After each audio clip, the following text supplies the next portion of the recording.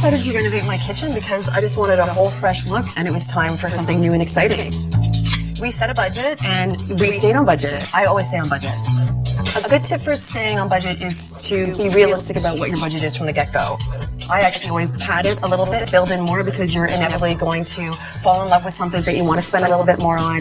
So don't undercut yourself on your budget. Make it substantial.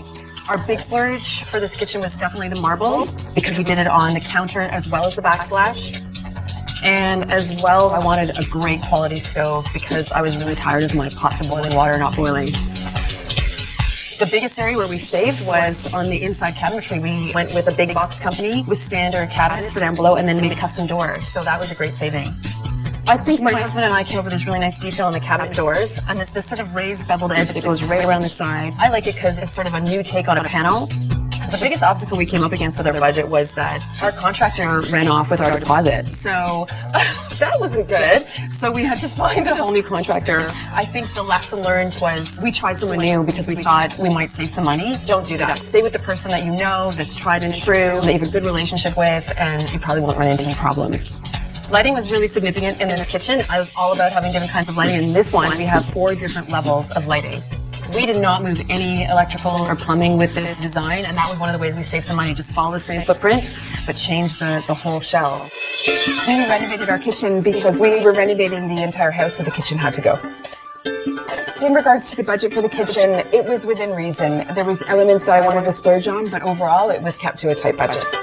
The elements that we saved on were using the 3x6 subway tile, but we also used ready-made cabinetry from a big box store. It was a no-brainer to add the pot filler because the plumbing already existed, so there was no extra cost for that. It was just an extra fixture to purchase. Within the kitchen, we used 2 different countertops.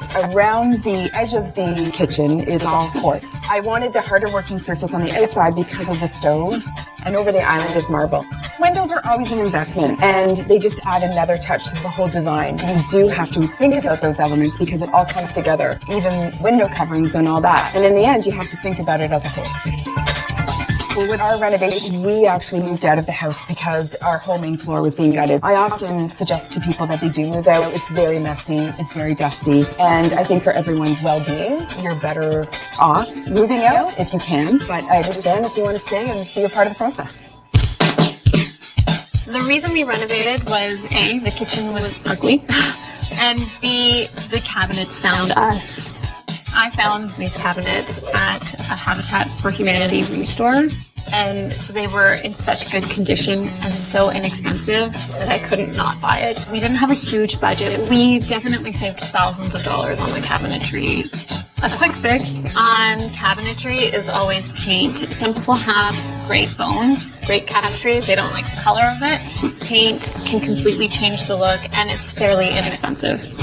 We needed apartment-sized appliances because regular-sized ones wouldn't fit through the door. So there are these beautiful European-style appliances that look amazing.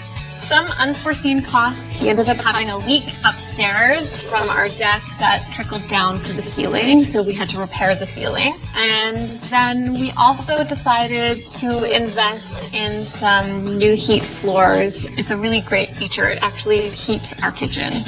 One way that we saved money was we used an IKEA butcher block countertop, and we had a little bit left over, so we ended up making our shelves with the leftover countertop. The kitchen is very important to us. For us as a family, renovating our kitchen was a no-brainer. It was 100% worth every effort we put into this kitchen. We spent a lot of time there, so it was important to have a space that was functional and beautiful. It opened up our space, it's welcoming, and it just works better for us. It's definitely added value to the home. It is the show-stopping piece. It's going to sell a house.